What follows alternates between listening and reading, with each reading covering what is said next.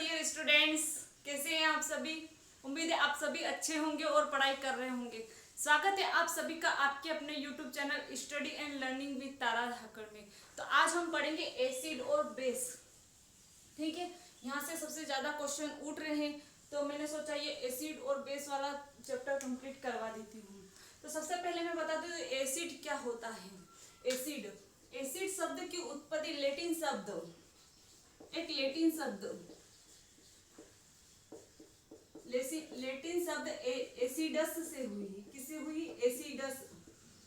Acidus acid शब्द की उत्पत्ति लैटिन शब्द एसिडस से हुई है, जिसका अर्थ होता है खट्टा। तो हम यूं बोल सकते हैं कि एसिड क्या होते होंगे?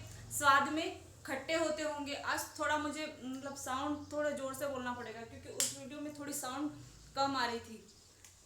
तो एसिड एसिड एसिड शब्द की उत्पत्ति लैटिन शब्द एसिडस से हुई है, जिसका अर्थ क्या होता है? खट्टा। तो हम यूं बोल सकते हैं कि एसिड होते हैं जो स्वाद में क्या होते होंगे? खट्टे होते होंगे। और बेस क्या होते होंगे? स्वाद में कड़वे होते होंगे। बेस क्या होते होंगे?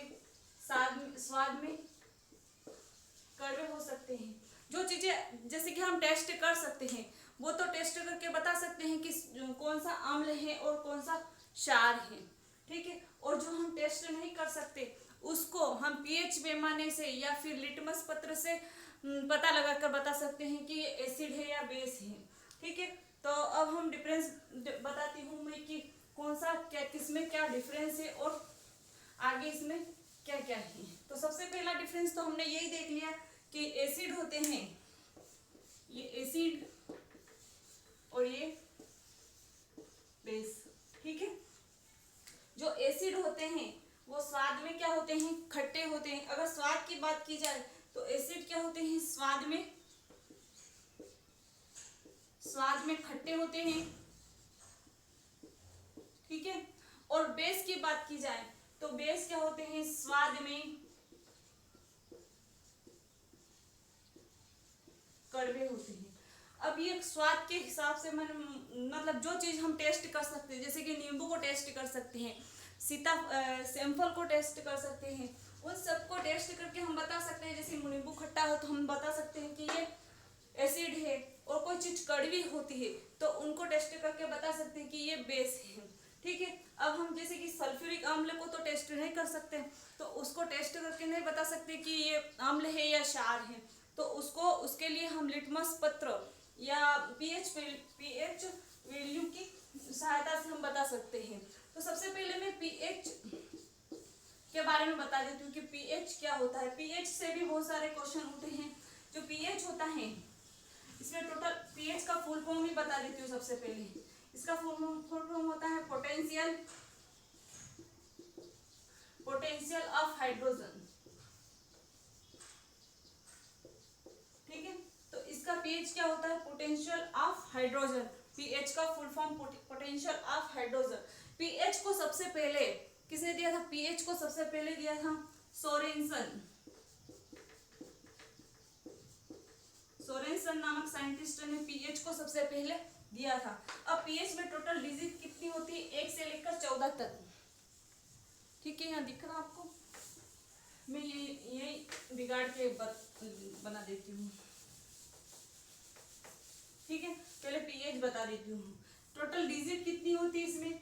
14 डिजिट होती है, 14 डिजिट होती है। ठीक है, 1 से लेकर जब 1 2 3 4 5 6 और 7। ठीक है, 8 9 10 11 12 13 और 14, टोटल 14 डिजिट होती है इसमें। ठीक है, और यहाँ से 1 से लेकर 7 तक जो होते हैं वो सारे क्या होते हैं? अम्ल होते हैं। ठीक है, और जैसा 8 से लेकर जो 14 तक होते हैं वो सारे बेस होते हैं। ठीक है, तो ये एसिड होते हैं और ये बेस होते हैं। अब बात की जाए 7 होता है, ये उदासीन होता है।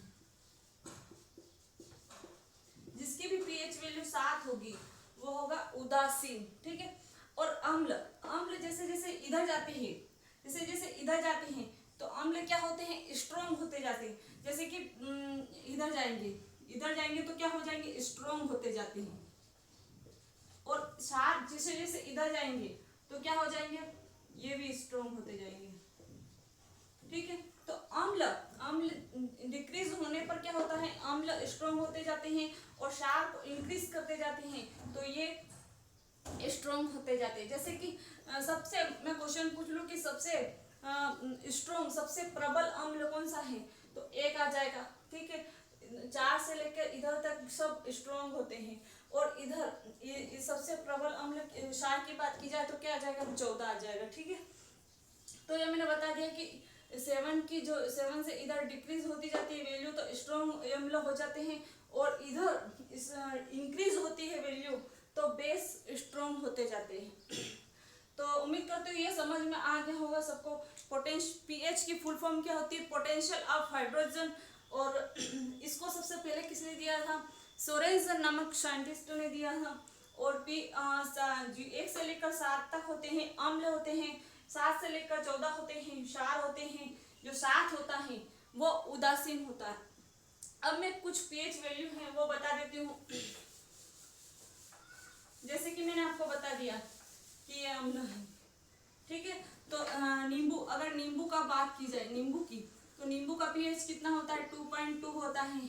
सिरके का क्या होता है, सिरके का क्या होता है, 2.4 होता है। शराब का क्या होता है, 2.6 होता है। ठीक है, मूत्र का क्या होता है, 6 होता है। रक्त का क्या होता है, 7.4 होता है। ठीक है, दूध का क्या होता है, 6.4 होता है।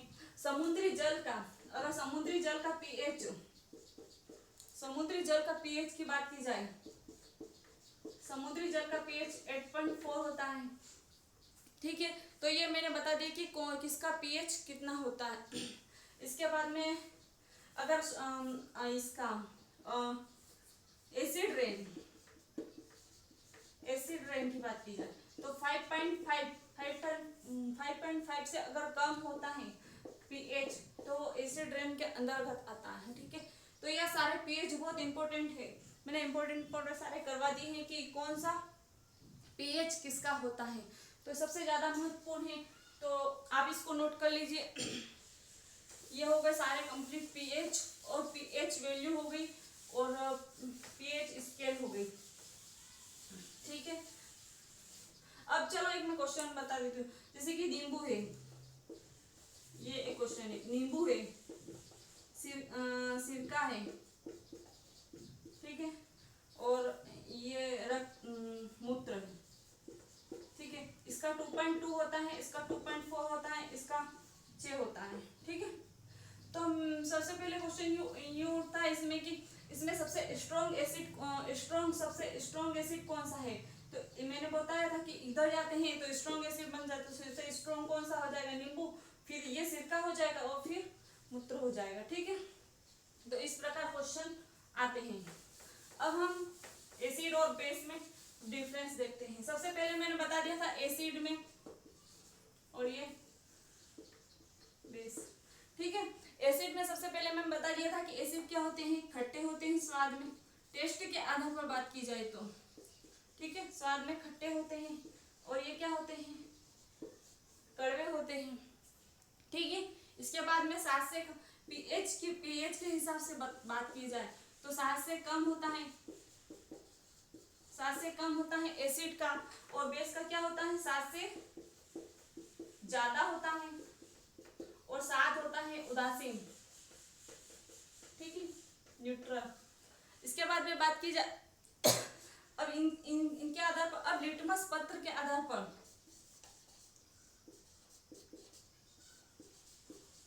लिटमस पत्र के आधार पर भी हम मतलब चेक कर सकते हैं कि कौन सा एसिड है और कौन सा बेस है।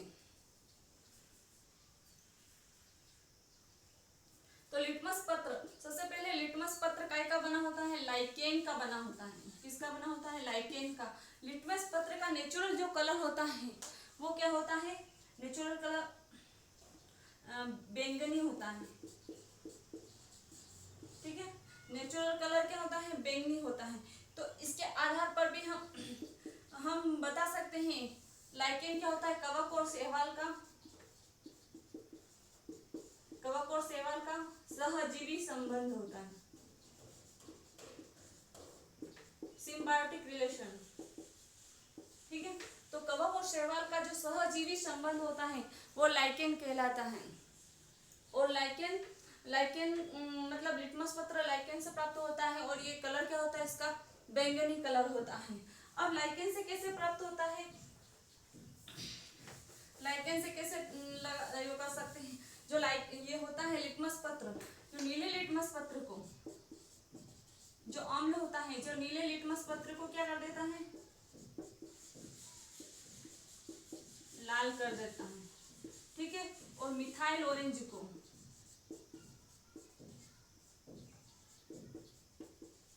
मिथाइल ऑरेंज को भी लाल कर देता है। ठीक है, और फिनोफ्थेलिन ये होता है लिटमस पत्र होता है ना, वो नेचुरल इंडिकेटर होता है, नेचुरल होता है और ये कृत्रिम होते हैं। और फिनोफ्थेलिन को क्या कर देते, फिनोफ्थेलिन पर मतलब एसिड की कोई क्रिया नहीं होती, जैसे फिनोफ्थेलिन जैसा होगा वैसा ही होगा। अब इसके बाद में बात की जाए, शाह होता है लाल लिटमस पत्र को क्या कर देता है, नीला कर देता है। मिथाइल ऑरेंज को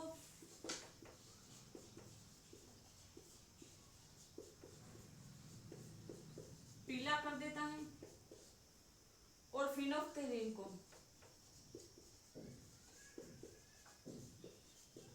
गुलाबी कर देता है। ठीक है, तो ये हो गया नीले लिटमस पत्र और लाल लिटमस पत्र। एसिड और बेस में लिटमस पत्र के हिसाब से मैंने बता दिया है कि इसमें क्या होता है। यहाँ से क्वेश्चन बहुत ज्यादा उठते हैं, भर भर के क्वेश्चन उठे थे अभी भी पटवारी, और इसमें कि नीले लिटमस पत्र को लाल कर देता है, अम्ल होता है, मिथाइल ऑरेंज को भी लाल कर देता है और फिनोफ्थेलिन पर कोई क्रिया नहीं होती है। इसी प्रकार बेस में भी लाल लिटमस पत्र को नीला कर देता है, मिथाइल ऑरेंज को पीला और फिनोफ्थेलिन को गुलाबी कर देता है। जैसे कि अब इसके बाद में मैं और नेक्स्ट बता देती हूँ, ये रफ कर रही हूँ।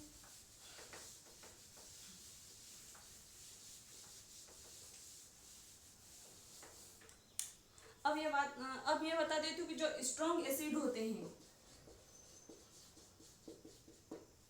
स्ट्रॉन्ग एसिड कौन कौन से होते हैं, जैसे कि HCl, HNO3, H2SO4, ये सारे एसिड होते हैं, ये स्ट्रॉन्ग एसिड होते हैं। ठीक है, तो ठीक है, ये एसिड और बेस के बारे में मैं थोड़ा सा इंट्रो बताया, अब आगे नेक्स्ट पार्ट में करेंगे।